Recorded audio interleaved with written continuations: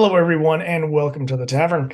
Today we have a very interesting chapter in the OGL saga. This was something I did not expect to happen, but with a huge kerfuffle that was on Twitter and multiple people's videos, I was introduced to an interview with Kyle Brink, done by 3 Black Halflings, and the way everyone was reporting it was kind of outrageous, very clickbaity. And when I went through the interview myself, because it's just proper to do so, I discovered a couple things. First off, a lot of the people reporting on this and doing the clickbait headlines took some stuff out of context, and worse yet, skipped some of the most important things Kyle said. Now, this isn't a defense of Kyle, not even remotely.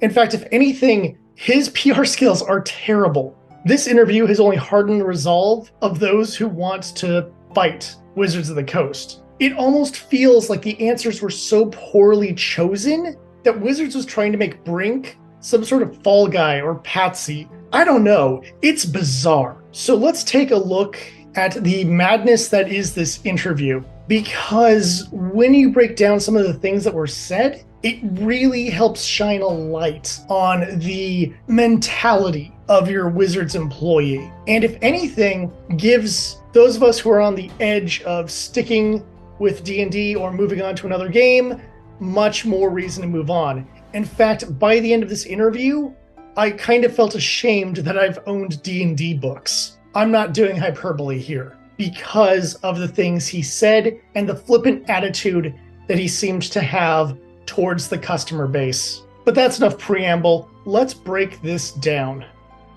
The interview opened up with your general small talk and Kyle Brink talking about how important the community is to Wizards of the Coast. After we got through that, we moved on to the real meat of the interview. Early on, there was some discussion about the OGL 1.1. They talked about the monetary reporting and royalty percentage offered to Wizards, which Brink stated that this was done to avoid megacorporations taking advantage of the Dungeons & Dragons license. He specifically mentions Disney and Meta, so much so that Meta is also used in the example of creating a VR tabletop that could then utilize Dungeons & Dragons without Wizards Express permission, which is illegal because Dungeons & Dragons is an IP owned by Wizards and you would have to get their permission. But on this note, being afraid of the mega corporations is one of the stupidest lies you could actually say. Obviously, this is done to deal with competition, because a Disney or Amazon or other giant corporation like that wouldn't need to take advantage of the OGL. They could just buy Wizards of the Coast. Bezos probably has the money to buy Wizards of the Coast between his couch cushions. During this discussion, Brink also brings up the fact that he felt that the 1.1 was a bad idea and that he wasn't alone in his belief. When being pressed about this, he made reference to the fact that there were people at Wizards who weren't happy with the 1.1, but unfortunately, their voices were too quiet during the designing of the document, which means one of two things. A, people wanted to speak up, but were too scared because they thought they might lose their jobs. Or B, people did speak up and the executive staff didn't care. Either way, it really shows you what working at Wizards must really be like. In addition to that, the topic of the companies that did get to see the 1.1 was brought up. For the most part, Brink was very evasive, so much so that he had to be asked about it over and over. He finally let a few names slip over the course of the interview, including Kickstarter, Critical Role, Paizo, and Kobold. The hosts even brought up the rumor of some people getting better deals than other people in terms of their royalties they needed to pay, and he was very wishy-washy on the subject, either because he didn't actually know or legally couldn't say. After all, if you gave a better deal to Paizo than Kobold, it would show a bias on behalf of Wizards of the Coast. The only thing he really said about the reason why they shared it with these companies was to get their feedback for an improved version of the document. However, these documents also had a date on them and a location to sign on them, which the 1.2 draft version did not have. So they can call the 1.1 a draft all they want. It appears that it was probably not meant to be the case. It was probably meant to be the main document, but unfortunately that blew up in their face. When asked about why this document wasn't treated like a proper draft, as the 1.2 was, Brink basically said it's always a draft until it's published, which is essentially a non-answer. Beyond that, there wasn't a lot to enlighten us about the 1.1, but there was some interesting points about the 1.2. Brink claims that they had been working on the 1.2 last year before any of this mess happened, and the response by the D&D community had nothing to do with the actual pushing forward of the 1.2, but evidence seems quite to the contrary on that subject. While going through the discussion of the 1.2, they did bring up the hate speech clause, and I've said it before and I'll say it again. Please, someone show me an OGL product that made it to store, not some weird deep web store. I mean like a legit store that features discrimination and hate speech within it. Because as far as I know, that doesn't actually exist. In fact, I'm fairly certain this whole section exists primarily to control the speech of people that Wizards might want to shut down, such as people who might be critical of Wizards, or people who happen to step out of line with what Wizards believes to be the correct political view. So because they're no longer pushing the OGL 1.2, Wizards has instead decided to make their own less vague rules for how the community should behave.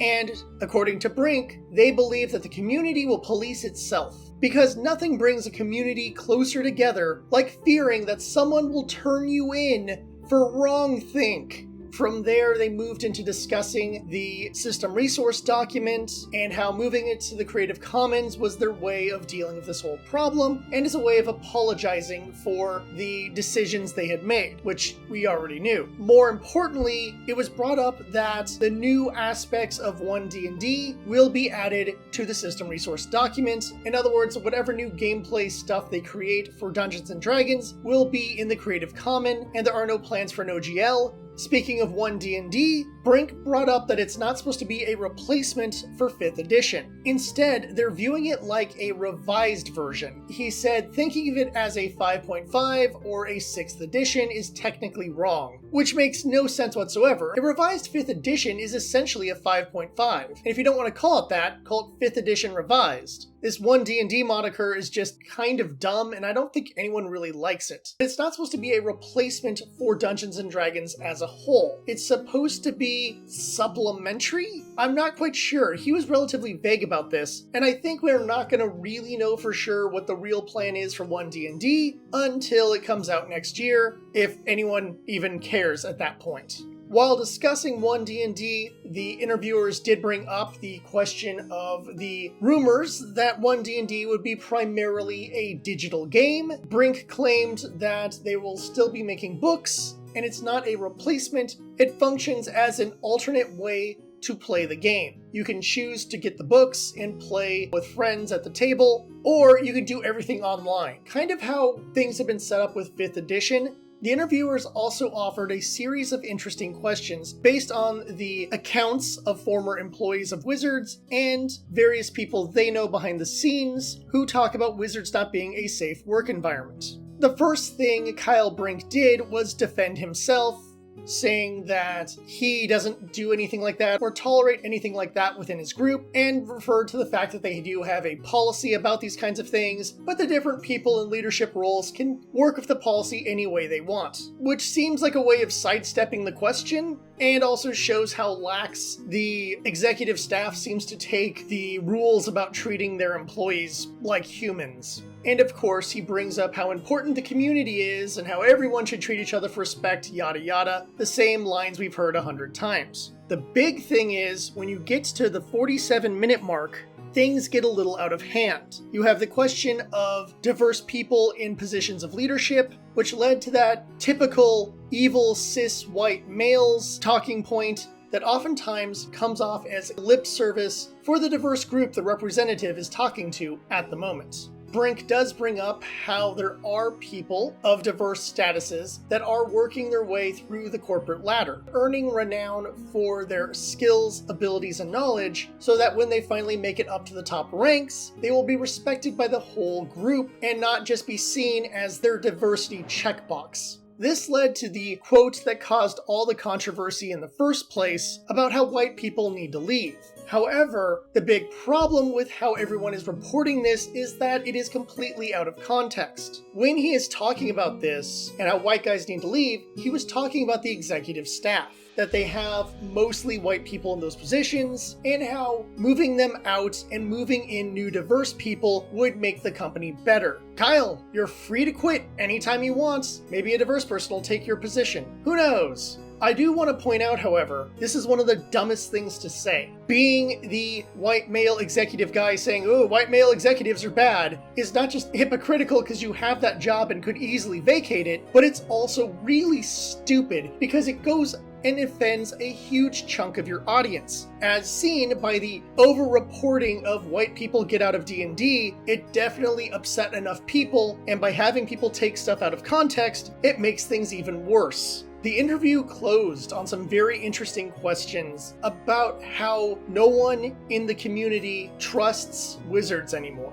Brink brings up how they're trying to rebuild their connection by reaching out to the community and by putting their content on the Creative Commons so that there will never be another OGL debacle. He talked about how their goal is to make games that make people happy. However, he never said anything about making games that are good. If you are really focusing on making the largest amount of people happy, then you're not focusing on the content of the game. The primary goal should be to focus on the quality of the game, because if the game is good, then your customers will be happy, and if the customers are happy, they will spread the game. It's essentially free publicity. These non-answers did not seem to go over well with our hosts, so they also asked about the perception that Wizards is more profits over people, which led to some incredibly stupid things and massive PR screw-ups. The first is, and I quote, "Watch what I do, not what I say," end quote. Well, what does Wizards do? Let's see. Let's mark off a few things that just come to my mind immediately. Well, they made an OGL 1.1 that was going to screw over a lot of companies. They sold the anniversary pack of Magic the Gathering cards that were not tournament legal for $1,000. They overflooded the market with Magic cards, causing a whole load of secondary issues. They've been known for treating their artists like garbage. Oh, and they wanted to put a rule where they could basically take away your OGL license if you said something that upset them. Those are the first few actions that came to mind, and I assure you, there's a lot more that Wizards has done in the past and will do in the future. What they've been saying is, we care about the community. We're not really greedy. We just wanted to protect people. What they do and what they say are two very different things, and what you do has only shown the corporate greed and lack of caring about your customer, while your words have been nothing but useless fluff that even the interviewers saw through. More than that, he brought up how you don't have to trust Wizards of the Coast to play D&D, which is true, but you know what? Thanks to guys like Jack Sparrow, I also don't have to pay to play D&D either, especially if you make a bunch of stuff digital. Not that I would do that, as I'm probably not going to be doing anything D&D related anymore, unless I'm doing stories like this. And the interview featured one of the dumbest things you could ever say to an audience. If you don't want to play, then don't play. You just gave an ultimatum to a whole load of people who are on that edge of whether or not they should continue playing D&D after all the crap that Wizards has pulled in the last few months. Don't give people an ultimatum like that. I assure you, they will walk away. You can't go treating your customers like this, and you surely shouldn't be flippant about whether or not we trust your company and whether or not we believe that you care about the community over making all the money. Every step Wizards has been taking to end the OGL saga and clean up the mess they made for themselves just keeps making a bigger mess. I said before that Kyle Brink should quit, but honestly, after this interview, he should probably be fired. This interview did so much more harm than good, and it really shows what kind of company Wizards of the Coast really is.